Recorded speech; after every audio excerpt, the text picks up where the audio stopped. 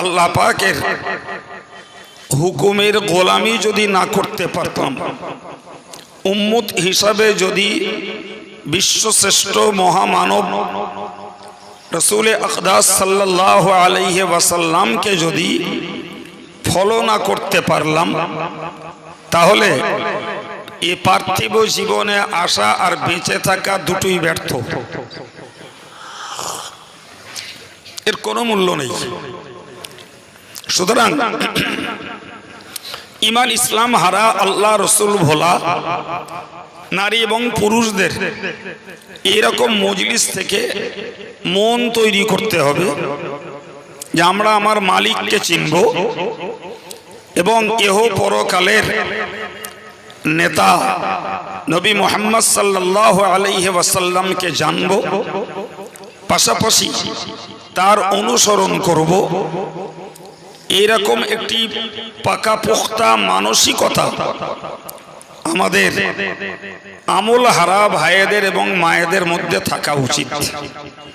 আর আগেই বলেছি, যারা দিন, ইমান, আল্লাহ এবং রসুলের গোলামির সঙ্গে জীবন তৈরি করেছেন, তাদের আগ্রহটাকে বাড়িয়ে আল্লাহ পাকের কাছে মিনতি করা দরকার যে আল্লাহ আমাদের বাকি জীবনটা তার এবং তার রসুলের সন্তুষ্টির পথে কায়েম রেখে দেন।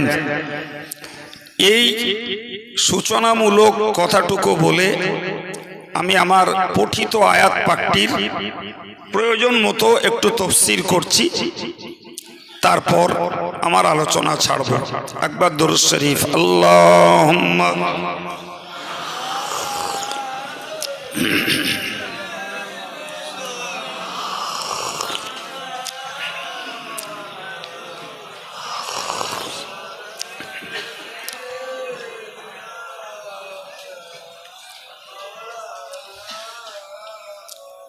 মহান আল্লাহ কোরআন পাকে উল্লেখ করেছেন, কুল, ওগো নবী তুমি বলো, ইন্নামা আনা বাশারুম মিসলুকুম,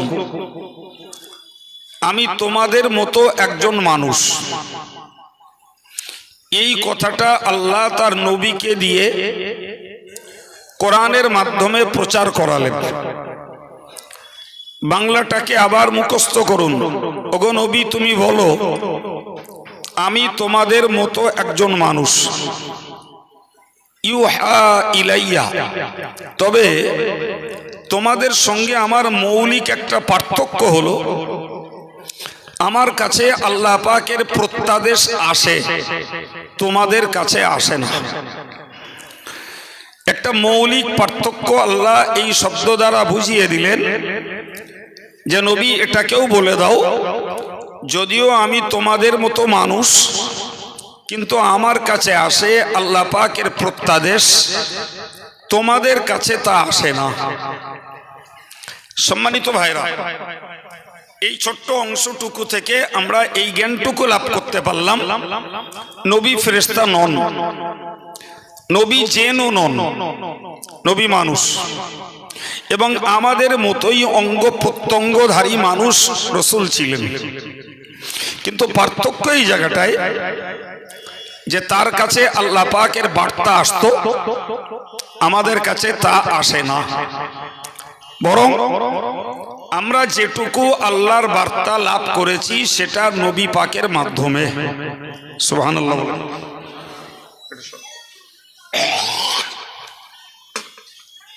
সম্মানিত ভাইরা, এই কথাটাকে মাথায় রেখে দিয়েই এবার একটু ছোট্ট কথা বুঝি। ভাই, রসুল মানুষ বটে, কিন্তু তাম পৃথিবী বিগত, বর্তমান এবং আগত কোটি কোটি মানুষের মধ্যে, মানুষের সঙ্গে আমার রাসূলুল্লাহর কোনো অংশে গুণগত মিল নেই। সুবহানাল্লাহ বলেন। আমার ভাষাগুলো মুখস্থ করুন, বার্তা কমতা করার জায়গা নেই। তাম পৃথিবীর কোটি কোটি মানুষের সঙ্গে আমার রাসূলুল্লাহর গুণগত কোনো মিল, কি বলেছি, নেই। কথা বলুন। হয়তোবা আকৃতিগত অঙ্গগত মিল আছে, কিন্তু গুণগত কোনো মিল নেই। সম্মানিত ভাইরা, এই কথাটুকু যদি ব্যাখ্যা করি একটা লম্বা সময়ের প্রয়োজন, তো আমি লম্বা ব্যাখ্যা করতে অবকাশ পাবো না, কেবলমাত্র প্রয়োজনটুকু বলছি। রাসূল করিম সাল্লাল্লাহু আলাইহি ওয়াসাল্লাম স্বাভাবিক প্রক্রিয়াতেই আব্বার ঔরস এবং মায়ের গর্ভ থেকেই পৃথিবীতে এসেছেন। দুনিয়ার অন্য সন্তানদের জন্ম প্রক্রিয়া যা, রাসূলের জন্ম প্রক্রিয়া তাই। আমরা এই কথাটুকু শুনে আছি যে রাসূল করিম সাল্লাল্লাহু আলাইহি ওয়াসাল্লামের তৈরির মূল উপাদান ছিল নূর। সেই নূরটা হযরত আদম আলাইহিস সালাম থেকে শুরু করে হযরত আব্দুল্লাহ রাসূলের আব্বা পর্যন্ত বংশ পরম্পরায় স্থানান্তরিত হতে হতে এসেছে। এমনকি যখন আব্দুল্লাহর ঔরস থেকে আল্লাহর ইচ্ছা হয়েছে মা আমিনার গর্ভে আমার নবীকে আল্লাহ পাঠিয়েছেন, সেই নূর স্থানান্তরিত হয়ে মা আমিনার গর্ভে যে সন্তান রূপে ঠাঁই পেয়েছে। সুবহানাল্লাহ। আপনি এই জায়গাটায় দাঁড়িয়ে ভাবুন যে তামাম পৃথিবীর কোটি কোটি মানুষের সৃষ্টি কৌশলে এই জাতীয় কোনো স্পেশালিটি, কোনো বৈশিষ্ট্য আর কারোর জন্য ছিল কিনা? ছিল কি? যদি না থেকে থাকে তাহলে মৌলিক এই কথাটা মনে রাখি, নবী মানুষ বটে, কিন্তু তার জন্ম প্রক্রিয়ার সঙ্গে আর পৃথিবীর কোটি কোটি মানুষের জন্ম প্রক্রিয়ার কোনো মিল নেই। এটা তার স্পেশালিটি, আল্লাহর দান। তিনি মায়ের গর্ভে ঠাঁই নিয়েছেন। তিনি মায়ের গর্ভে ছিলেন 8 মাস 12 দিন। এই 8 মাস 12 দিন রাসূলুল্লাহ মায়ের গর্ভে, মায়ের গর্ভে জন্ম নিয়েছেন রজব মাসের 1 তারিখ বৃহস্পতিবার। কি মাস বলেছি? রজব মাসের 1 তারিখ বৃহস্পতিবার। আর ভূমিষ্ঠ হয়েছেন ঐতিহাসিকদের মতভেদ, কেউ বলেছেন রবিউল আউয়ালের 2 তারিখ, কেউ বলেছেন 8 তারিখ, কেউ বলেছেন 10 তারিখ, কেউ বলেছেন 12 তারিখ। বিখ্যাত একজন ইসলামের ঐতিহাসিক হযরত মুহাম্মদ ইবনে ইসহাক, যার রিওয়ায়াত ইমাম বুখারী তার কিতাবে উল্লেখ করেছেন। ইমাম বুখারী মুহাম্মদ ইবনে ইসহাকের রিওয়ায়াত তথা বর্ণনাকে অনেক ব্যবহার করেছেন। তো সেই মুহাম্মদ ইবনে ইসহাকের বর্ণনা অনুযায়ী আমার রাসূলের ভূমিষ্ঠের তারিখ রবিউল আউয়ালের 12 তারিখ। বাঙালি মুসলমানেরা দাদা হুজুর কেবলার অনুমোদিত বসিরাট আল্লামা হুজুরের কিতাব পড়ে এবং নানা ধরনের দৈহিক কষ্ট অনুভব করে। কিন্তু মজার কথা, হযরত আম্মাজান আমিনা আমার রাসূলকে গর্ভে ধারণ করেছেন, না তার খাবারের অরুচি, না তার ঘুমের কোনো কষ্ট, না ছিল তার দেহের কোনো অস্বস্তি। সর্বোপরি যে ছেলেটি মায়ের গর্ভে 8 মাস 12 দিন অবস্থান করছে, অথচ মায়ের পেট স্ফীত হয়নি, মোটা হয়নি, যে কোনো আরবের মেয়েরা আমিনাকে দেখে ভাবতো আমিনা একটা কুমারী মেয়ে, যেটাকে আমাদের গ্রামে বলে আইবুড়ো। কথা বোঝা যাচ্ছে কি? আচ্ছা, এই যে তার মায়ের গর্ভের অবস্থানকালীন প্রক্রিয়া, যা পৃথিবীর আর কোনো মানুষের সঙ্গে মিল নেই। ভাই আমি একদিকে জিক্রে রসুল, রসুলের সিরাত, তার বৈশিষ্ট্য আলোচনা করছি, সেই মানুষটার প্রতি আমাদের ভক্তি, প্রীতি, ভালোবাসা এবং অন্ধত্বের প্রেম বাড়ানোর জন্য। পরে বলবো বাকি কথা। ভাই তবে আমিনা তার গর্ভে সন্তান রয়েছে এতটুকু উপলব্ধি করতেন আল্লাহর দেখানো কিছু স্বপ্নের ভিতর দিয়ে। কখনো স্বপ্ন দেখতেন যে আমিনা তোমার গর্ভে আখিরি জামানার পয়গম্বর জন্ম নিয়েছে। কখনো স্বপ্ন দেখতেন যে তোমার গর্ভে রসুল দিগের নেতা জন্ম নিয়েছে। কখনো স্বপ্ন দেখতেন আল্লাহ পাকের শ্রেষ্ঠ নিয়ামত তোমার গর্ভে ঠাঁই পাচ্ছে। সুবহানাল্লাহ বলে। এই স্বপ্নগুলোই ছিল আমিনার নিজস্ব বিশ্বাস যে আমার গর্ভে আমার মৃত স্বামীর ঔরসগত একটি সন্তান অবস্থান নিয়েছে। সুবহানাল্লাহ। সম্মানিত ভাইরা, তবে যখনই তিনি স্বপ্ন দেখতেন এই স্বপ্নটা তার শ্বশুর তথা রাসূলুল্লাহর দাদা আব্দুল মুত্তালিবের কাছে তিনি শেয়ার করতেন। আব্দুল মুত্তালিব ওই পর্যন্ত শুনতেন, কিন্তু এর নিগূঢ় রহস্য কি, এর ভবিষ্যৎ কি, পরিণতিতে কি হতে যাচ্ছে, এত গভীর চিন্তা আব্দুল মুত্তালিবের ভিতরে ছিল না।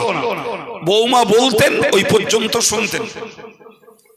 সম্মানিত ভাই, রাসূল করিম সাল্লাল্লাহু আলাইহি ওয়াসাল্লাম সম্পর্কে মহান আল্লাহ কোরআন শরীফে জানিয়েছেন, ইয়ারিফুনাহু কামা ইয়ারিফুনা আবনাআহুম।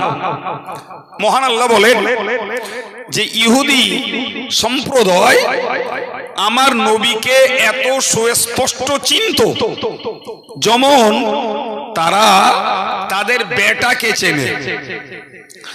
আরে একটা বাপ তার বাচ্চাকে 100% চেনে, তো কোরআন বলছে যে আমার নবীকে ইহুদিরা এত স্পষ্ট চিনত যেমন একটা বাপ তার বেটাকে চেনে। এই আয়াত পাকের তাফসীর করতে যে রাসূলুল্লাহর শানের বর্ণনায় একজন লেখক লিখেছেন, বরং বাপ তার বেটাকে জেনে বেটার ভূমিষ্ঠের পরে। কথা বলেন। আরে বাবা, স্ত্রীর গর্ভে ছেলে আছে না মেয়ে আছে স্বামীর খবর নাই। আগে হসপিটাল থেকে সম্প্রতিকালে ভ্রূণ নির্বাচন করা হতো।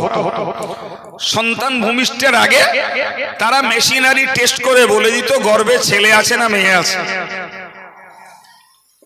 কিন্তু কিছু ক্ষেত্রে ওই ভ্রূণ নির্বাচন করে দেওয়াতে স্বামী স্ত্রীর মাঝে পারিবারিকভাবে অশান্তির আগুন জ্বলতে শুরু করলো। অতএব হসপিটাল থেকেই ভ্রূণ নির্বাচন বন্ধ করে দিল। প্রিয় ভাই, ফলে আমরা স্ত্রীর গর্ভে ছেলে আছে না মেয়ে আছে, সাদা না কালো, কিছুই উপলব্ধি করতে পারি না তার ভূমিষ্ঠের আগ পর্যন্ত। অথচ রাসূল করিম সাল্লাল্লাহু আলাইহি ওয়াসাল্লামকে তার ভূমিষ্ঠের পূর্বেই ইহুদি সম্প্রদায়ের কাছে দিবা লোকের মতো রাসূলের পরিচিতি ছিল স্পষ্ট। সুবহানাল্লাহ। খিচড়ি খেয়ে বাড়ি যেয়ে বলেন নাকি, না আগে খাইয়ে দেবো? দেখি খিচড়ি হয়েছে কি, খাইয়ে দেই। সুবহানাল্লাহ। একটু বড় হই কি দেখি। আপনি বলেন, পৃথিবীর কোন সন্তান তার মায়ের গর্ভ থেকে বেরোনোর আগে তার বাপের কাছে পরিচয় পায়, তার বাপ তার পরিচয় পায়, কিংবা ওই সন্তানের ভবিষ্যৎ জ্ঞান গুণ যোগ্যতা আর পদ আর তার আদর্শ কর্মজীবন, কোন বাপ মা, কোন নেতা নেত্রী আর কোন গ্রামবাসী আর কার কাছে কোন সন্তানের পরিচয় আছে?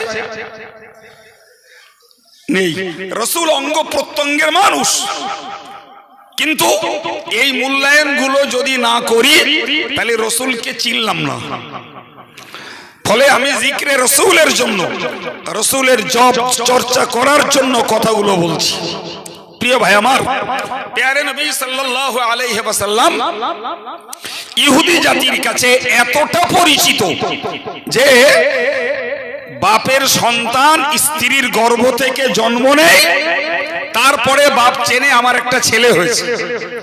ছেলেটা কালো, ছেলেটা সাদা, ছেলেটার নাক চাপটা, একটা আঙুল নেই, যা যে অবস্থায় বেরোয় ওই অবস্থাটা বাপ পর্যবেক্ষণ করে।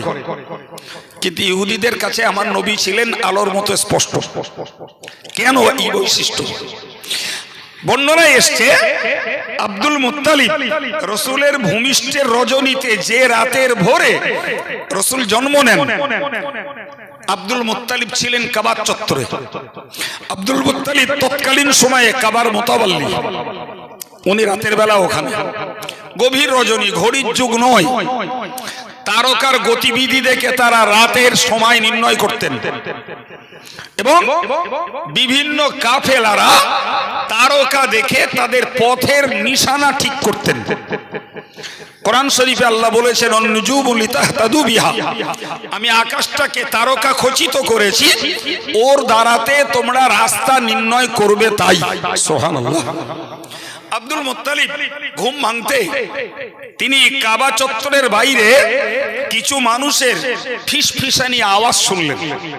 যিনি মোতাওয়াল্লি, দুঃসাহসী মানুষ, কুরাইশ কুলের একজন প্রসিদ্ধ নেতা, তিনি দুঃসাহসিতার সঙ্গে তাদের কাছে গেলেন, গিয়ে বললেন, তোমরা কারা? এত রাত্রিতে এই পাহাড় ঘেরা, জঙ্গল ঘেরা, পাহাড়ি টিলা ঘেরা এ জায়গায় তোমরা কারা? কোত্থেকে এসছো? কি দরকার তোমাদের? তারা বলল, আমরা ইহুদি সম্প্রদায়ের লোক, এখানে কেন?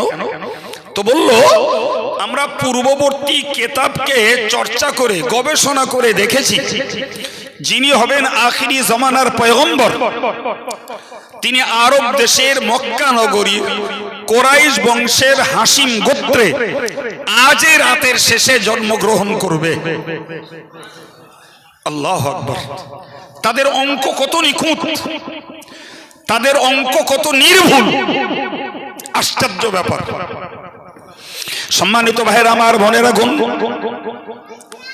ওদের বক্তব্য হলো, আমরা এসেছি, ওই ছেলেটি হবে আমাদের ধর্ম নিধনকারী, ওই ছেলেটি ইহুদি ধর্মকে নস্যাৎ করে দেবে, ওই ছেলেটি নতুন ধর্ম প্রচার করবে, ওই ধর্ম ইহুদি আর খ্রিস্টীয় মতবাদকে নস্যাৎ করে দিয়ে নতুন মতবাদ, নিউ ইজম, মানুষের জীবন চালনার নতুন মতবাদ চালু করবে।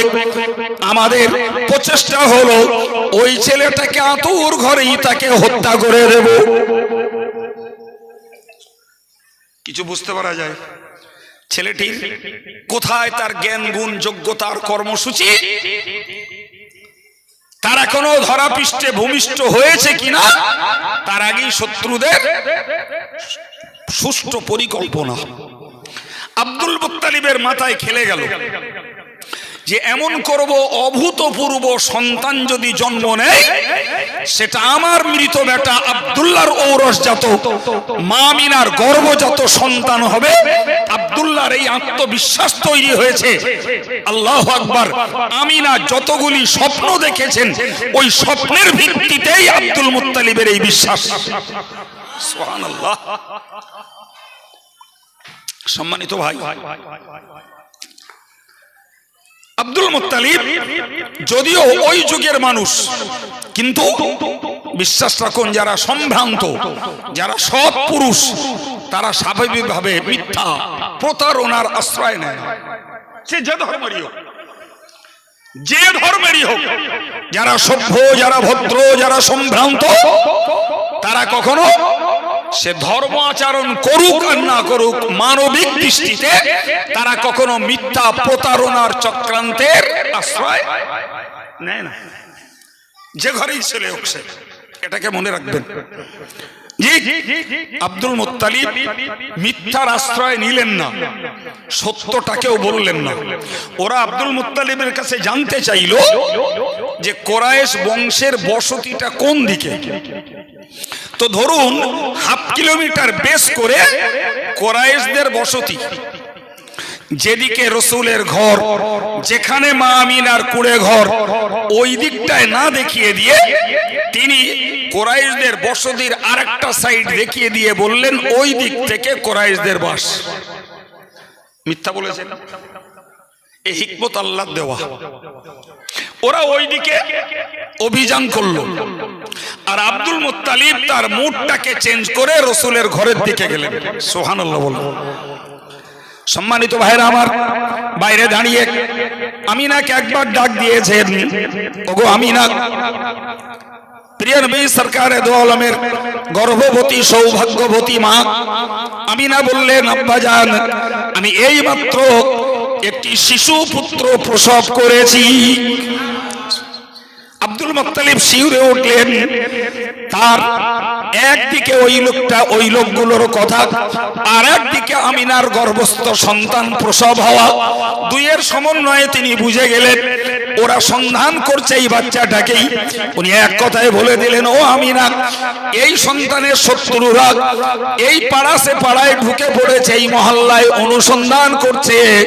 আমিনা, আমি বাইরে পাহারাদারিতে আছি, তুমি যদি কোনো আঁচ ধাঁচ কিছুই উপলব্ধি করো তাহলে আমাকে একবার তুমি সতর্ক করবে। এই বলে আমিনাকে অভয় বাণী দিয়ে তিনি বাইরে দাঁড়িয়ে গেলেন। একটু চিল্লে বলবেন সুবহানাল্লাহ। আমি ঈমানওয়ালা মুসলমানদের কলিজার ভিতরে রাসূলকে চেনার জন্য, রাসূলের প্রীতি ভালোবাসা মহব্বত প্রতিষ্ঠার জন্য তথ্যগুলোকে আপনার সামনে তুলে ধরে বলতে চাইছি। বলুন না, সারা পৃথিবীতে কত মানুষকে দেখেছি, ঋষি মনে ঋষি, জ্ঞানী অজ্ঞানী। প্রিয় ভাইরা আমার, নেতা মন্ত্রী, রাষ্ট্রনেতা, স্বাস্থ্য নেতা, কত লোককে জীবনে দেখলাম, ইতিহাস পড়লাম, কিন্তু রাসূল করিম সাল্লাল্লাহু আলাইহি ওয়াসাল্লামের তার জন্মের পূর্ব থেকে আর জন্ম নিয়ে আর পরবর্তী জীবন নিয়ে যে গুণাবলীতে ভরা, ওই গুণ বিশিষ্ট মানুষ তো পৃথিবীতে দ্বিতীয় কেউ জন্মায়নি। জন্মেছে বাবা, কেউ জন্মেছে? কেন এই বৈশিষ্ট্য? হাত তার দুটো, পা তার দুটো, নাকের ছিদ্র তার দুটো, চোখ তার দুটো, জিহ্বা তার একটা, মাথা একটা, ভাই কল্প রাসূলেরও একটা। অর্থাৎ পৃথিবীর সাধারণ মানুষের অবয়বের যে অঙ্গ রাসূলের তাই, একটাও বেশি না। কিন্তু তার টোটাল লাইফটাই একটা অসাধারণ বৈশিষ্ট্যে এবং আলৌকিকত্বে ভরা। এটাই তো আল্লাহ পাকের পক্ষ থেকে রাসূলের জন্য নিয়ামত এবং স্পেশালিটি। কারণ এই মানুষটাকে আমি আল্লাহ বানাবো মানব দানবের নেতা, একে বানাবো সমস্ত জগতের জন্য রহমত, একে বানাবো ইহকাল পরকালের কান্ডারি। সুতরাং সেই মানুষটার ভিতরে কোন রকমের মানবীয় গুণাবলী এবং নেতৃত্বগত গুণাবলী এবং তার আল্লাহ প্রেমগত সাধনার বিন্দু পরিমাণ ঘাটতি না থাকে, এ জিম্মাদারি তো স্বয়ং আল্লাহর। সুতরাং দুনিয়ার মানুষকে ভাবতে হবে, যতই মাথা ঘোরাঘুরি করো বাবা, তুমি হিন্দু না ইহুদি না খ্রিস্টান না মুসলমানের কোনো মাথা মোটা। হযরত মুহাম্মদ সাল্লাল্লাহু আলাইহি ওয়াসাল্লাম is the super man of the world, যিনি সারা পৃথিবীর শ্রেষ্ঠ ব্যক্তিত্ব। কোন ক্ষেত্রে তাকে এড়িয়ে তুমি সুন্দর মানুষ হতে পারো না, কেউ হতে পারো না। তাকে এড়িয়ে তুমি সুন্দর ব্যবসায়ী হতে পারো না, তাকে উপেক্ষা করে তুমি সুন্দর ধার্মিক হতে পারো না, তাকে উপেক্ষা করে তুমি ডিক্টেটর রাষ্ট্র নেতা হতে পারো না, তাকে উপেক্ষা করে তুমি সেনাপতি হতে পারো না, তাকে উপেক্ষা করে তুমি একজন আদর্শ সংসারী হতে পারো না, তাকে উপেক্ষা করে তুমি আদর্শ শিক্ষক আর আদর্শ ছাত্র হতে পারো না, তাকে উপেক্ষা করে তুমি আদর্শ গবেষক হতে পারো না, তাকে উপেক্ষা করে তুমি আদর্শ সমাজ সেবক হতে পারো না। সুতরাং তুমি যে গুণের মানুষ হও, হযরত মুহাম্মদ সাল্লাল্লাহু আলাইহি ওয়াসাল্লামের ফলো করা ছাড়া তোমার জীবন পারফেক্ট নয়।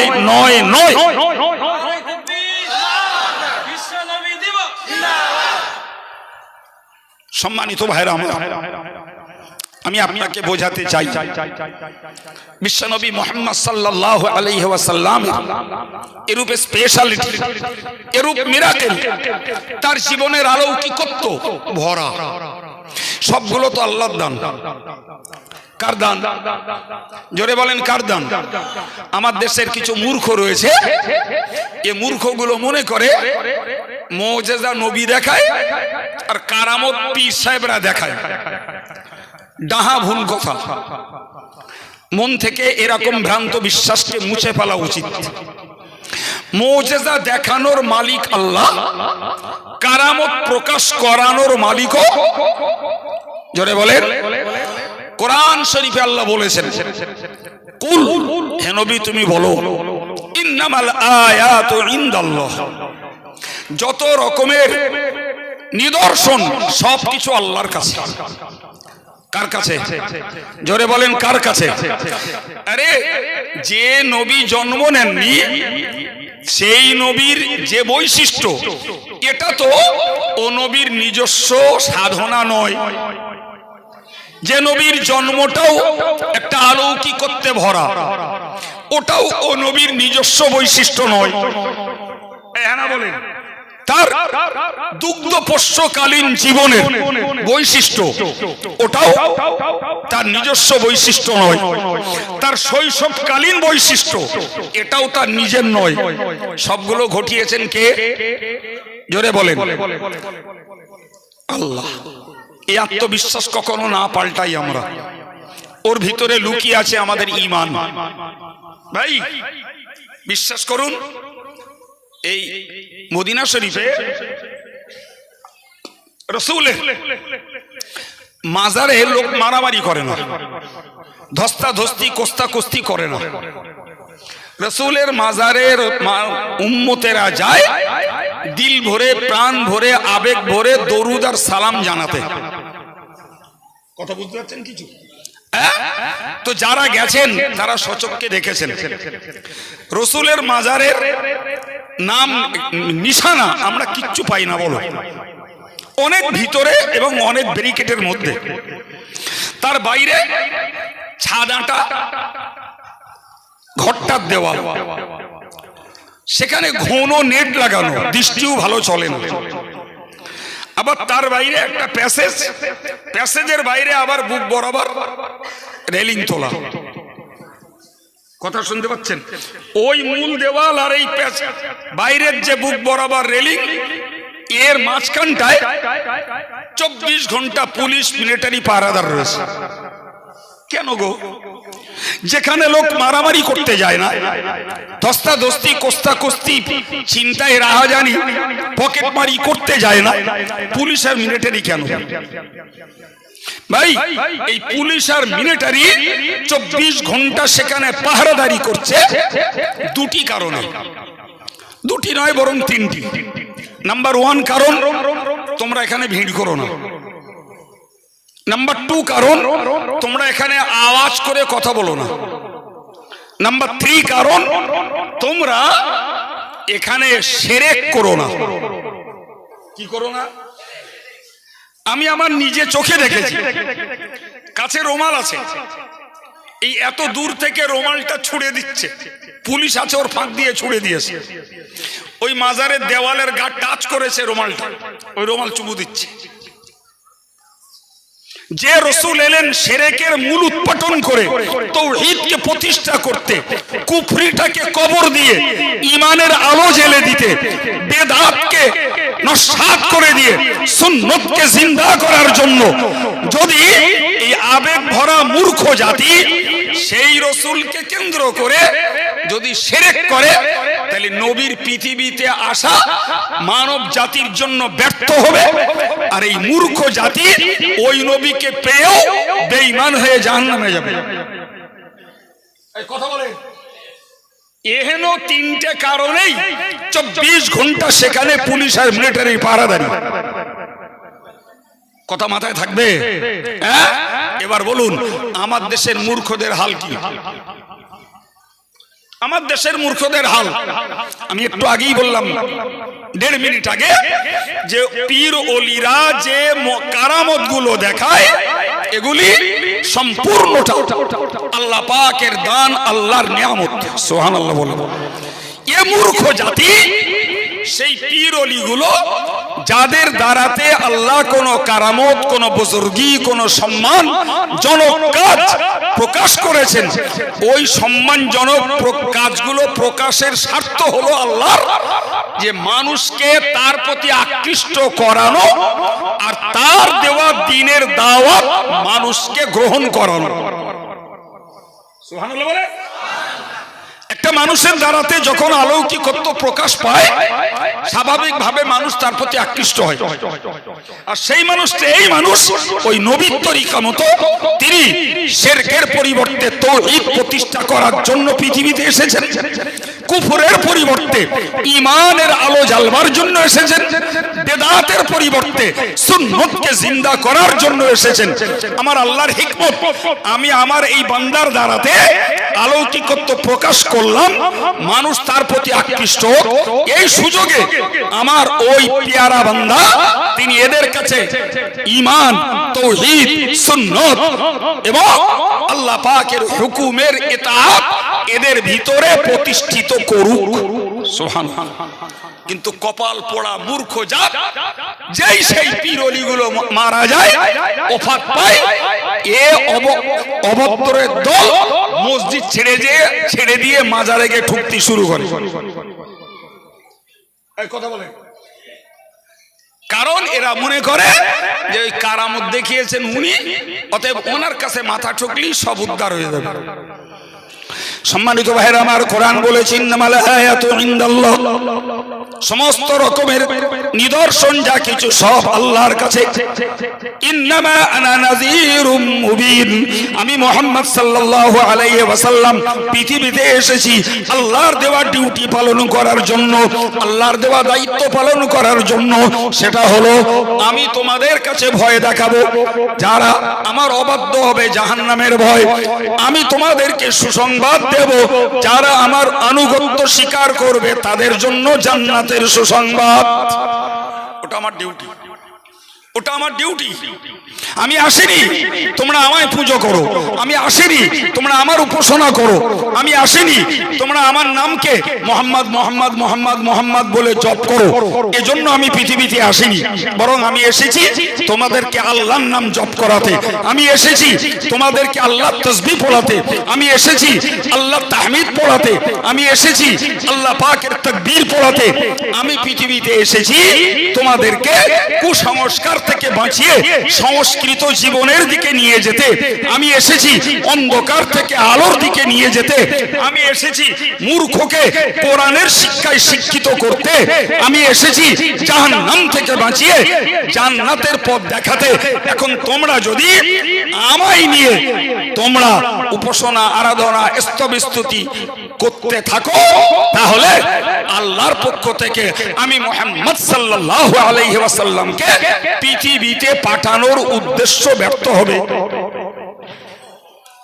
সম্মানিত ভাইরা আমার, আমি আপনাকে যে কথা বলতে বলতে বার্তা জ্ঞানমূলক এই কথাগুলো বললাম যে নবীর জীবনটাই অলৌকিকত্বে ভরা।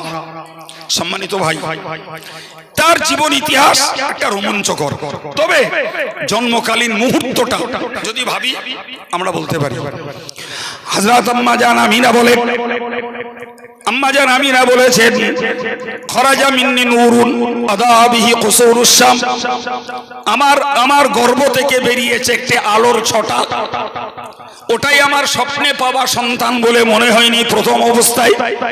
কিন্তু বড় অবাক হওয়ার কথা, ওই আলোর ছটাতে আমি আমার কুঁড়ে ঘর থেকে সুদূর সিরিয়ার রাজপ্রাসাদগুলো দেখতে পেয়েছি।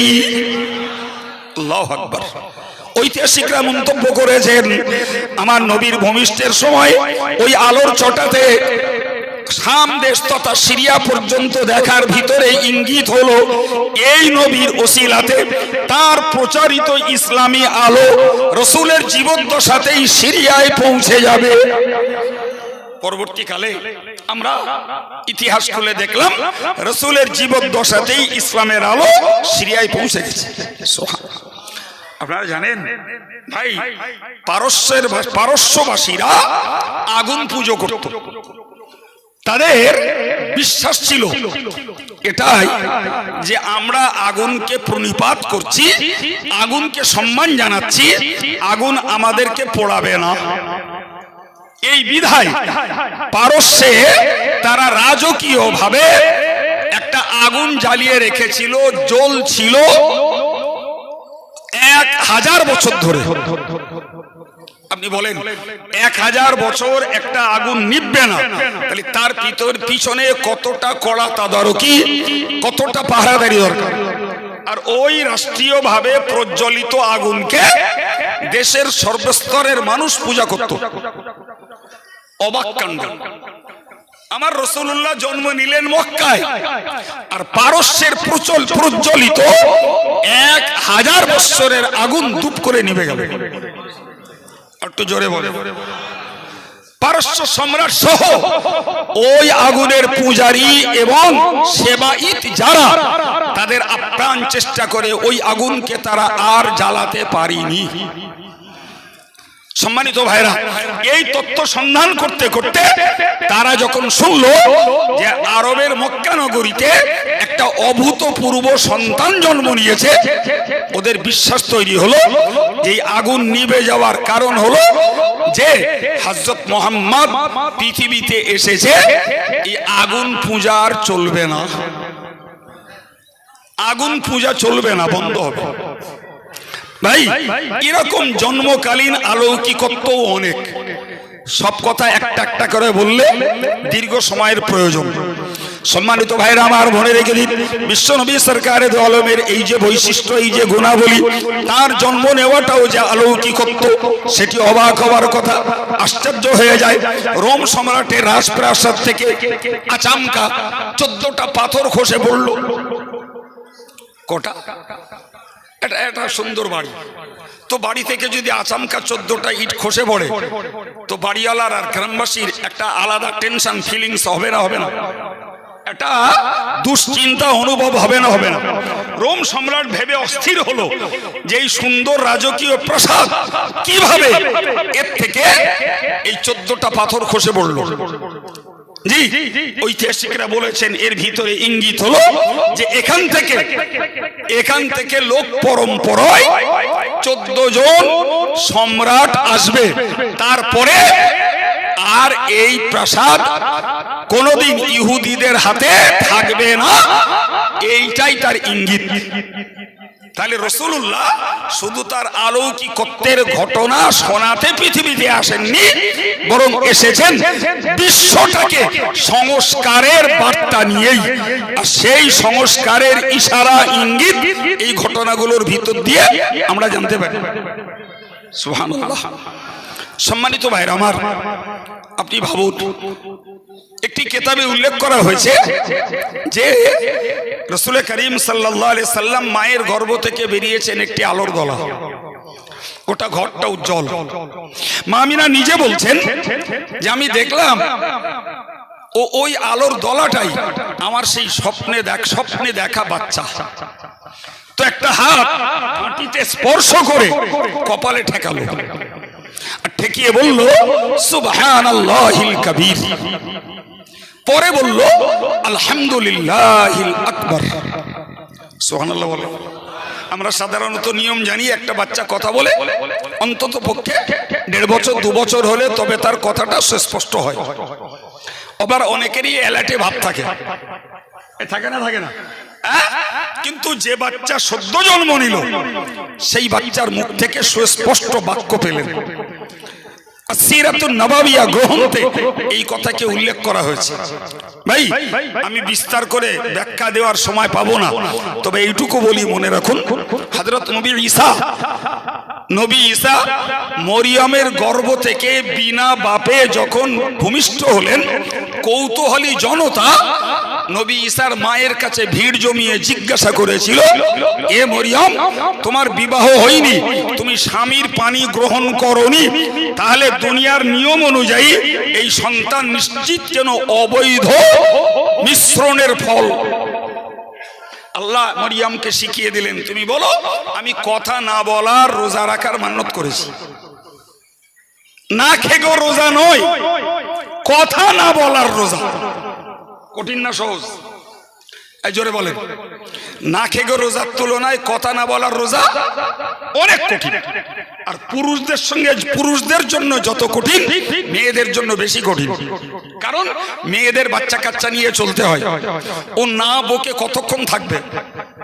পুরুষ না হয় না বকে বাড়ি থেকে বেরিয়ে গেল, সারাদিন কাজ কাম সেরে মুখ বন্ধ করে বাড়ি এসে চিৎপাত হয়ে শুয়ে থাকলে ইফতারের সময় ইফতার করবে। মেয়েদের পক্ষে ওটা তো সম্ভব না, তার তো কাজ সামলাতে হবে। হযরত মরিয়ম বললেন, ইন্নী নাযারতু লির-রহমান ফালা নুকাল্লিমাল ইয়াওমা ইনসিয়া, আমি আমার দয়াময়ের জন্য মান্যত করেছি, আমার আল্লাহর সন্তুষ্টির জন্য মান্যত করেছি। ফালা নুকাল্লিমাল ইয়াওমা ইনসিয়া, সুতরাং কোন মানুষের সঙ্গে আমি কথা বলবো না। জোরে বলুন সুবহানাল্লাহ। কৌতূহলী জনতা তখন আরো হাস্যোৎফুল্ল হলো। এটা মরিয়মের ছলনা, এটা মরিয়মের একটা চক্রান্ত, যাতে কথা বললে গুপ্ত রহস্য ফাঁস না হয়, তাই কথা না বলার ধান্দাবাজি নিয়েছে। কিন্তু ওদের বক্তব্য, তুমি কথা না বলো জি, কিন্তু এই বাচ্চা কোত্থেকে এলো এর জবাব দেওয়া লাগবে। আল্লাহর ইশারা, ফাআশারাত ইলাইহি, হযরত মরিয়ম বাচ্চাটার দিকে আঙ্গুল দিয়ে ইশারা করলেন, কিছু যদি জানতে চাও আমার কোলে সদ্যজাত শিশু, এর সঙ্গে কথা বলো। ওরা বলল, কাইফা নুকাল্লিমু মান কানা ফিল মাহদি সাবিয়্যা, আমরা কেমনে কথা বলবো? যে বাচ্চা মায়ের কোলের দুগ্ধপোষ্য বাচ্চা, তার সঙ্গে কেমনে কথা বলবো? প্রশ্নটা ছুড়ে দেওয়া শেষ। ওই বাচ্চা বলতে শুরু করলো, ইন্নী আবুদুল্লাহ, আমি আল্লাহর বান্দা, আতানি আল কিতাবা, আল্লাহ আমাকে কিতাব দান করেছেন, ওয়াজআলানি নবিয়্যা, আল্লাহ আমাকে নবী বানিয়েছেন, ওয়া আওসানি বিস সালাতি ওয়াজ যাকাতি, ওয়াজআলানি মুবারাকান, আল্লাহ আমাকে বরকতওয়ালা বানিয়েছেন, ওয়া আওসানি বিস সালাতি ওয়াজ যাকাতি মা দুমতু হাইয়া, আমি যতদিন বাঁচবো নামাজ পড়বো আর যাকাত দেব, বিনিময়ে আল্লাহ আমাকে হেফাজত করবেন। ওয়া বাররাম বিওয়ালিদাতি, এবং আমার মা হলেন সতী সাধী পবিত্র চরিত্রের মহিলা। আমার আল্লাহ আমাকে দুর্ভাগ্যবান বানাননি। আসসালামু আলাইয়া ইয়াওমা উলিদতু ওয়া ইয়াওমা আমুতু ওয়া ইয়াওমা উবআসু হাইয়া, আমি যেদিন জন্ম নিয়েছি সেদিনে আল্লাহর শান্তি আমার প্রতি, যেদিন আমি নবুয়ত প্রাপ্ত হব সেদিনও আল্লাহর শান্তি, যেদিন আমি মৃত্যুবরণ করব সেদিনও আল্লাহর শান্তি আমার উপরে, এবং যেদিন আমি কিয়ামতের দিনে উঠব সেদিনও আল্লাহর শান্তি আমার জন্য বরাদ্দ। আর একটু চিল্লে বলুন, এ বক্তব্য কার?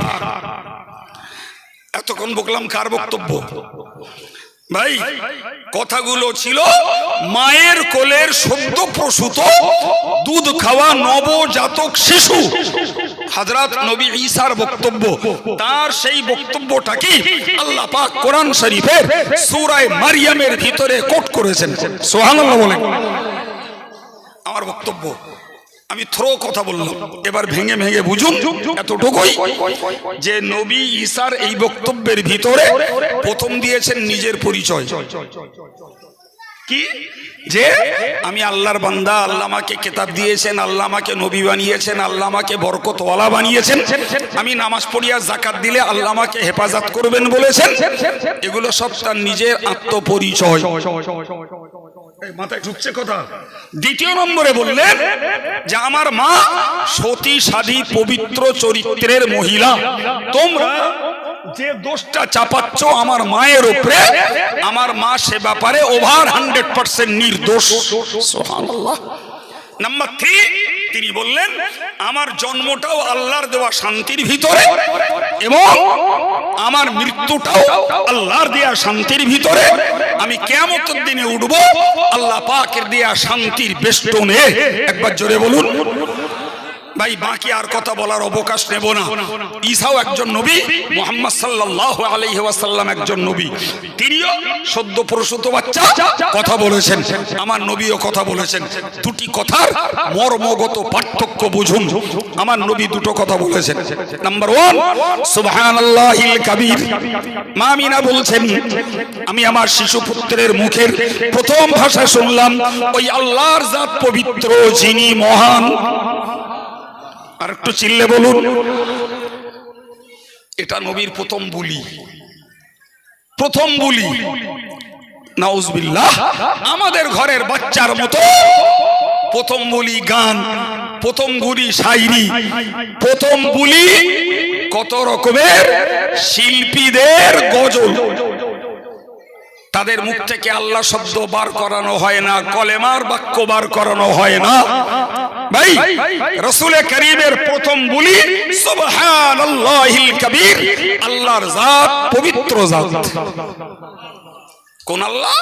যিনি মহান, যিনি মহান।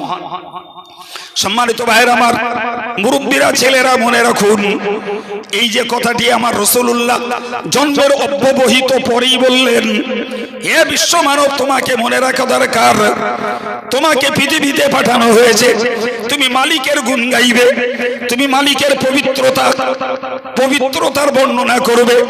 যে সুবহানাল্লাহর অর্থ হলো, নাম্বার 1, সাব্বাহতু লাকা সুবহানান, ও আল্লাহ আমি তোমার পবিত্রতা বর্ণনা করছি। নাম্বার 1, আনিস শিরকি, তোমার কোনো শরীকদার নেই, শরীকদার থেকে তুমি পবিত্র। সুবহানাল্লাহ। আমরা তো পাইকুড়ি আরে সুবহানাল্লাহ বলি, তাসবিহটা নিলাম সুবহানাল্লাহ সুবহানাল্লাহ সুবহানাল্লাহ সুবহানাল্লাহ সুবহানাল্লাহ, যত তাড়াতাড়ি সফরুতি পারি। কিন্তু মুহাক্কিক ওলামাদের বক্তব্য হলো, তোমাকে এর মর্ম উপলব্ধি করতে হবে যে এই সুবহানাল্লাহর ভিতরে লুকিয়ে আছে নাম্বার 1, ও আল্লাহ তুমি শরীকদার থেকে মুক্ত, আমি সেই পবিত্রতা বর্ণনা করছি। নাম্বার 2, সাব্বাহতু লাকা সুবহানান আনিন নাকাইসি, আল্লাহ আমি তোমার পবিত্রতা বর্ণনা করছি, তুমি সমস্ত ঘাটতি থেকে পবিত্র। কথা বলে, আমরা এমন কোন মানুষ নাই যা আমাদের মধ্যে কোনো না কোনো বিষয়ের ঘাটতি নাই। কথা বলে, আছে না নাই? সর্বগুণ সম্পন্ন কোন মানুষ আমরা, একটু বলবেন আছেন? নেই। ব্যাখ্যা দেওয়ার অবকাশ নেই। বিশ্বাসটা ঠিক রাখুন, আর বাস্তবটাও বলে দি করলে আলোর মতো বুঝতে পারবেন যে মানুষ মাত্রই কিছু গুণ থাকলেও কোনো বিষয়ে ঘাটতি অবশ্যই রয়েছে। কিন্তু বলেন স্রষ্টা হিসাবে আল্লাহর ভিতরে কোনো ঘাটতির জায়গা আছে বাবা? তো আমি আপনি যখন সুবহানাল্লাহ বলবো, আমার বিশ্বাসটা তৈরি করতে হবে আল্লাহ শরীকদারি, পার্টনারশিপ থেকে আল্লাহ মুক্ত। আমাকে বিশ্বাস করতে হবে আল্লাহ সমস্ত রকমের ঘাটতি থেকে মুক্ত। নাম্বার 3, আনিল উয়ুব, আল্লাহ পাক সমস্ত রকমের ছোট আর বড় দোষ থেকে মুক্ত। কথা বলে, দোষ আমাদের আছে, দোষ আমাদের। আমার আল্লাহর ভিতরে কোনো দোষের শব্দ নেই, ঘাটতির শব্দ নেই, আল্লাহর কোনো পার্টনার নেই। সুতরাং একবার সুবহানাল্লাহ বলার ভিতরে এই 3টি আকীদাকে ঠিক রাখতে হবে। নাম্বার 1, আল্লাহ শরীকদার থেকে পবিত্র। নাম্বার 2, ঘাটতি থেকে আল্লাহ পবিত্র। নাম্বার 3, আল্লাহ সমস্ত দোষ থেকে, বলেন বলেন, তার নাম সুবহানাল্লাহ। ওই পাইকুড়ি হারে দানা টেপার কাজ না, পাইকুড়ি হারে দানা টেপার কাজ না, এই বিশ্বাস তৈরি করতে হবে। সুতরাং প্রিয় নবী মায়ের গর্ভ থেকে জন্ম নেওয়ার, ভূমিষ্ঠ হওয়ার অব্যবহিত পরেই বিশ্ববাসীকে বার্তা দিলেন যে আল্লাহ আমাকে এত বৈশিষ্ট্য দিয়ে পাঠিয়েছেন, আমি আমার প্রথম দায়িত্ব পালন করছি। ওই আল্লাহকে বলছি তিনি শরীকদারি থেকে পবিত্র, ওই আল্লাহর নামে বলছি তিনি ঘাটতি থেকে পবিত্র, ওই আল্লাহর নামে বলছি তিনি দোষ থেকে পবিত্র। তাই তিনি বললেন সুবহানাল্লাহিল কাবীর, ওই আল্লাহর পবিত্রতা বর্ণনা করছি যিনি মহান। প্রিয় ভাইরা আমার, নাম্বার 2 রাসূল বলেছিলেন আলহামদুলিল্লাহিল আকবার। হে বিশ্বমানব মনে রাখো, সর্ব অবস্থাতে সমস্ত প্রশংসা ওই আল্লাহর, যিনি সর্বশ্রেষ্ঠ সর্বমহান। হে মানব, আপনাকে আমাকে মনে রাখা দরকার, আল্লাহ তোমার জাত বড়, আমার জাত ছোট। আল্লাহ আমি অভাবী, তোমার অভাব নাই। আল্লাহ আমার কোনো সম্মান নাই, যাবতীয় সম্মান সব তোমার। আল্লাহ আমি তোমার প্রশংসা সেজন্যই করতে বাধ্য। আমার প্রিয় নবী শুনিয়ে দিলেন, এ পৃথিবীর মানুষ তোমার ধরা পৃষ্ঠে পাঠানোর পিছনে আমার আল্লাহর উদ্দেশ্য হলো তুমি আল্লাহর তাসবিহ পড়ে আল্লাহ পাকের পবিত্রতা বর্ণনা করো, এবং তোমাকে তিনি পাঠিয়ে যাবতীয় প্রতিপালনের ব্যবস্থা, যাবতীয় পরিষেবা সব তোমাকে দিয়েছেন। অতএব সর্ব অবস্থাতে তুমি ওই আল্লাহর প্রশংসা করে যাও। আমি মুহাম্মদুর রাসূলুল্লাহ ধরা পৃষ্ঠে জন্ম নিয়ে এই দুটি বার্তা তোমাদেরকে দিলাম। একদিকে তুমি তাসবিহ পড়ো সুবহানাল্লাহ, আর একদিকে তাহমিদ পড়ো আলহামদুলিল্লাহ, আর একদিকে বুঝিয়ে দিলেন তুমি তাকবীর পড়ো আল্লাহু আকবার। ওই আল্লাহ সর্বশ্রেষ্ঠ সর্বমহান। পৃথিবীর রেকর্ড কই? নবী ঈসা দিলেন নিজের পরিচয়, দিলেন মায়ের পরিচয়। আমার নবী দিলেন আল্লাহর পবিত্রতার, আল্লাহর প্রশংসার বার্তা। দুটোর পার্থক্য আছে না নাই? কথা বলে জি ভাই। এই রাসূলের জন্মকে কেন্দ্র করে মক্কাবাসী সন্তুষ্ট হলো, মক্কার মরুভূমিতে বৃষ্টি হলো, মক্কার শুষ্ক গাছগুলো তরুতাজা হলো, মক্কার ফসল শূন্য গাছগুলোতে ফসল ফলতে শুরু করলো। তারা খুশিতে বাগবাগ হয়ে নাম রাখলো সানাতুল ফাতিহি ওয়াল ইবতিহাজ। এবছর বিজয় এবং খুশির বৎসর। সুবহানাল্লাহ বলেন। প্রিয় ভাইরা আমার, আমরা কোন সন্তান জন্ম নিলে আমার গ্রাম জাগে যা, দেশ জাগে যা, গ্রাম জাগে যা, পাড়া জাগে যা। সন্তান জন্ম নেওয়াতে পরিবারটাই বাস্তবের কোন বরকত, কোন প্রাচুর্যতা লাভ করেছে এমন রেকর্ড পাওয়া যায় না। বড় জোর ঘরে শুধু মেয়ে হয়, ছেলে হয়েছে, বিশাল আনন্দ। 4 ছেলের পরে 1 মেয়ে হয়েছে, বিরাট আনন্দ। এত আনন্দ তোমার মাইনাস পয়েন্টের ছেলে বা মেয়ে হয়েছে তাই। কথা বলেন, যে কাজ করেছে আবু লাহাব।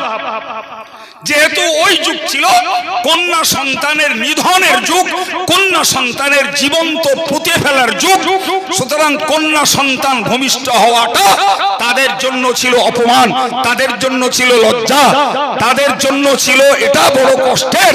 সেই পিরিয়ডে পুত্র সন্তান আবু লাহাবের মরা ভাই আব্দুল্লাহর ঔরসে আমিনার গর্ভে জন্ম নিয়েছে। এতেই আবু লাহাব আনন্দিত, আর ওতেই তিনি আঙুল তুলে আবু লাহাবের দাসী সুয়াইবিয়াকে মুক্ত করলেন।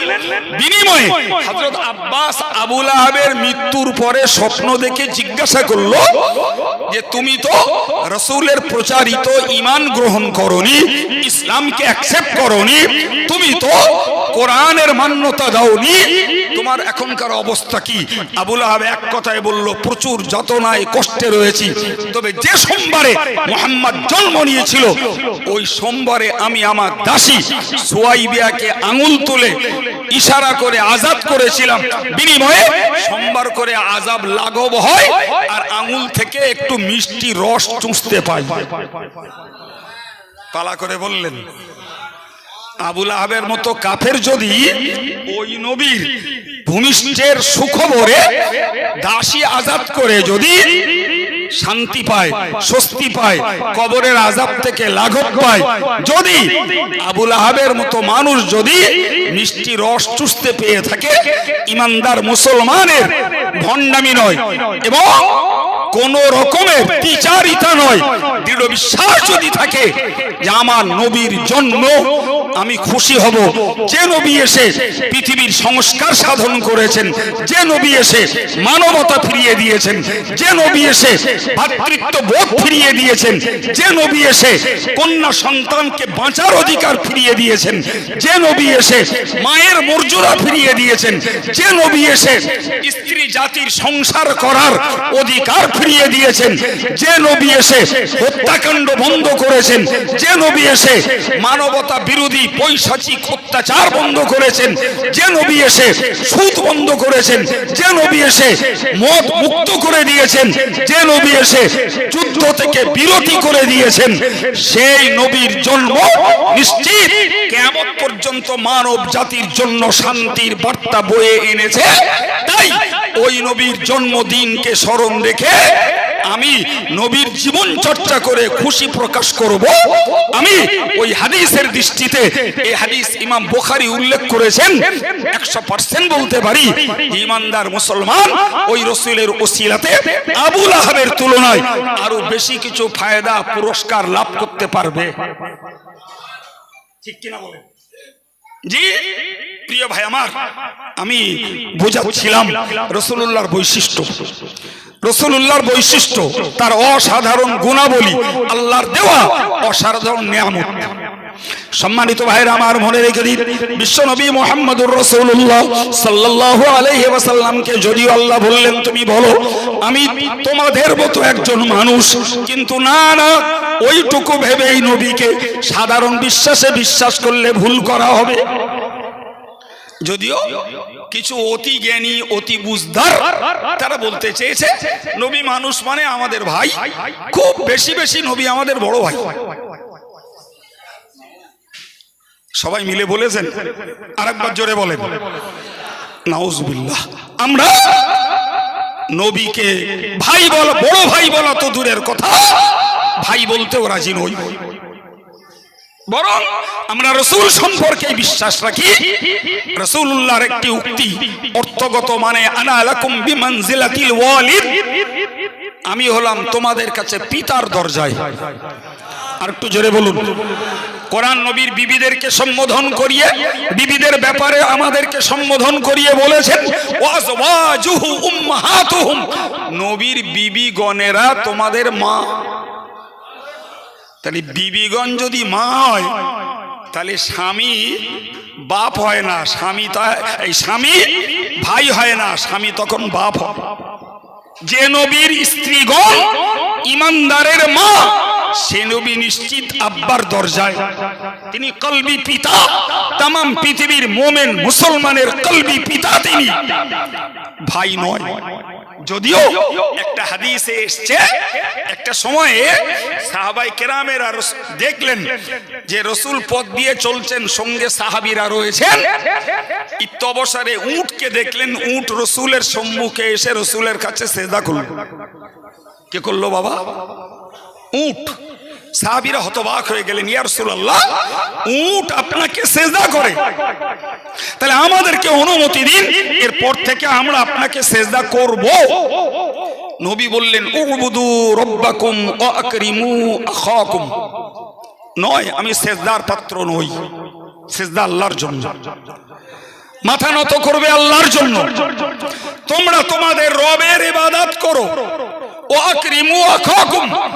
আর রাসূল নিজের দিকে নিসবত করে, নিজের দিকে ইঙ্গিত করে বললেন আমি তোমাদের ভাই, তোমরা আমাকে সম্মান করো। সুবহানাল্লাহ বলেন।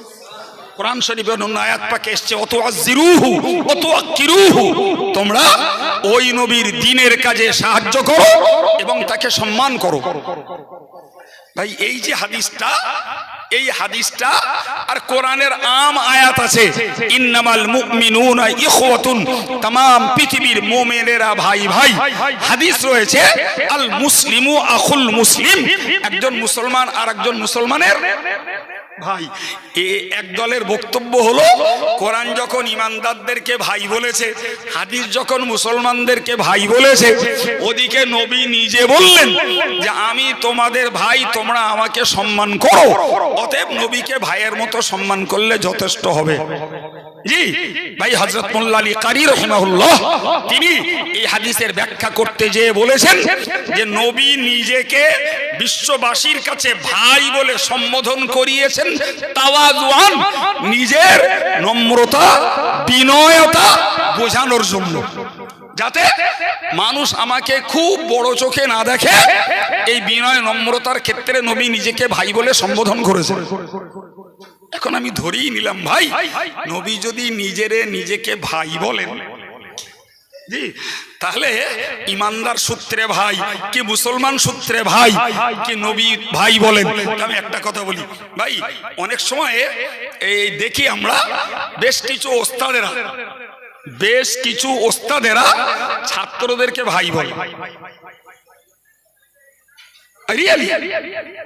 ছাত্রদেরকে ভাই বলে। এখন একটা ওস্তাদ ছাত্রকে বললো क्या भाई सबक समझ में आ गया, খানিকটা পড়িয়ে টড়িয়ে বললো ভাই পড়া বুঝতে পেরেছো, ছাত্রকে অ্যাড্রেস করে সম্বোধন করে বলল। এখন পরদিন সেই টিচার ক্লাসে এলেন, আসার পরে ছেলেটি বলল ভাই কালকেই পড়িয়ে গেছিলেন, তা সে পড়াটা বুঝতে পারিনি, একটু ওই কোটেশনটা ওই এবারাতটা একটু বুঝিয়ে দেন দিন। এখন তুমি ছাত্রকে ভাই বললে, আর তোমার ছাত্র যদি কালকে উল্টে তোমার ভাই বলে, মান সম্মান যাবে না তো? হ্যাঁ না বলেন, হ্যাঁ? তখন ছাত্রটাকে বেয়াদব বলবা না তো? তখন ছাত্রটার উপরে লাঠি চার্জ হবে না তো? তুই ওস্তাদের ভাই বলিস, এটা হবে না তো? হ্যাঁ, এত পণ্ডিত হয়ে গেলে বাবা, জি তোমার মতন একটা খুচরো লোক কিতাব পড়াতে পারো এই পর্যন্ত, তুমি তোমার ছাত্রকে ভাই বললে পাল্টা ছাত্র ভাই বললে সম্মান যায়, ছাত্র বেয়াদব হয়। বিশ্ব মানব দানবের নেতা, ইহ পরকালের কান্ডারি, সারা পৃথিবীর শ্রেষ্ঠ ব্যক্তিত্ব, সুপারম্যান অফ দ্য ওয়ার্ল্ড আহমদে মুস্তাফা মুহাম্মদ মুস্তাফা সাইয়্যিদুল মুরসালিন রাহমাতুল লিল আলামিন, তিনি যদিও নিজের বিনয়ের জন্য উম্মতকে ভাই নিজেকে ভাই বলে বুঝিয়েছেন, উম্মত ভাই তাকে বলবে, তার সম্মান হানি করা বেয়াদবি হবে না তো? কিছু বলছেন না কেন? হ্যাঁ, যদি মনে করো হবে না, তাহলে এক কাজ করো, সব থেকে উত্তম কথা হলো কালকে তোমার বাপেরে ভাই বলো। তোমার বাপও ইমানদার, তুমিও ইমানদার, এই কথা বলে, তোমার বাপও ইমানদার তুমিও ইমানদার, তাহলে ইমানদার ভাই যখন তোমার বাপেরে ভাই বলো, দেখো বাপের জুতো যেন মুখে ওঠে না। সুতরাং মনে রাখা দরকার, নবী আকার আকৃতি এবং অঙ্গ প্রত্যঙ্গগত দিক দিয়ে নবী মানুষ নিশ্চিত, কিন্তু মনে রাখা দরকার তিনি মহামানব, তিনি অতি মানব, তিনি পৃথিবীর কোন মানুষের সঙ্গে তার গুণগত, যোগ্যতাগত, কর্মগত, আদর্শগত কোনো মিল নাই। এই জন্যই নবী মুহাম্মদ সাল্লাল্লাহু আলাইহি ওয়াসাল্লাম হলেন সারা পৃথিবীর মানুষের জন্য মডেল, নমুনা, স্যাম্পল। এ মানব, তোমরা যদি চাও আমি আল্লাহর সন্তুষ্টি, তাহলে আমি বলবো লাকাদ কানা লাকুম ফি রাসূলিল্লাহি উসওয়াতুন হাসানাহ, তোমাদের জন্য তোমাদের নবীর কাছে রয়েছে উত্তম আদর্শ, নবীর কাছে রয়েছে উত্তম নমুনা। অতএব ওই নবীকে ফলো করো তোমার প্রত্যেকটা ক্ষেত্রে। তুমি নামাজি, তুমি ব্যবসায়ী, তুমি রোজদার, তুমি ধার্মিক, তুমি রাষ্ট্রনেতা, তুমি যোদ্ধা, তুমি ছাত্র, তুমি শিক্ষক, তুমি সংসারী, তুমি স্বামী, তুমি স্ত্রী, যে গুণের যে কাজের তুমি লোক হও, তোমার নবীর কাছ থেকে তোমার জন্য আদর্শ খোঁজো, ওই আদর্শের অনুকরণ করো, তবে আল্লাহর বান্দা আর নবীর উম্মত হওয়ার সার্থকতা হবে। তুমি না জানতে পারো, আলহামদুলিল্লাহ জানার লোক আছে। আমি ব্যবসা করব, আমার নবীর নীতি কি? আমি বিয়ে করতে যাব, এই প্রসঙ্গে আমার নবীর আদর্শ কি? আল্লাহ আমাকে একটা সন্তান দিয়েছেন, এ প্রসঙ্গে আমি আমার নবীর আদর্শ জানতে চাই, সন্তানকে সেই প্রক্রিয়ায় মানুষ করব। কথা বোঝাতে পারলাম বাবা? সম্মানিত ভাইরা আমার, আমি মাইক ছাড়ব, একটানা বেশ খানিকটা মেহনতের সঙ্গে জিক্রে রসুল তথা রসুল সম্পর্কিত আলোচনা যতটুকু আল্লাহ মাথায় জুগিয়েছেন বলতে চেষ্টা করেছি। সময়ের অভাব, সময় থাকলে হয়তো এরকম করে আরো অনেকক্ষণ ধরে বলা সম্ভব। একদিকে সময়ের অভাব আর একদিকে শক্তিরও দুর্বলতা। যাই হোক, আল্লাহ যেটুকু বলেছেন বলিয়েছেন কবুল করেন আমাদেরকে। আমি আগেই বলেছি যারা ওই রসুলের ফলোয়ার্স, আমৃত্যু আল্লাহ আমাদের কায়েম রাখেন, বলি আমিন। যারা ওই নবীর অনুসারী হতে পারেননি, ভাই হন আর মা হন, ওই নবীর তাবেদার হওয়ার জন্য পোক্তা নিয়ত করুন। ইহকালে শান্তি, পরকালের মুক্তির আশা করা যাবে। আমি জানতাম না, শুনেছি যে আজকের এই মজলিসের বক্তা রয়েছেন আমার স্নেহভাজন আলহাজ মাওলানা রজব আলী সাহেব, পরবর্তীতে রয়েছেন জনপ্রিয় বক্তা কথা শিল্পী হযরত মাওলানা মুফতি আব্দুল মাতিন সাহেব, তিনিও আসবেন। সুতরাং আলহামদুলিল্লাহ আপনাদের যথেষ্ট ওয়াজ শোনা হবে এবং পরিশেষে মেহমানদারিরও প্রয়োজন মতো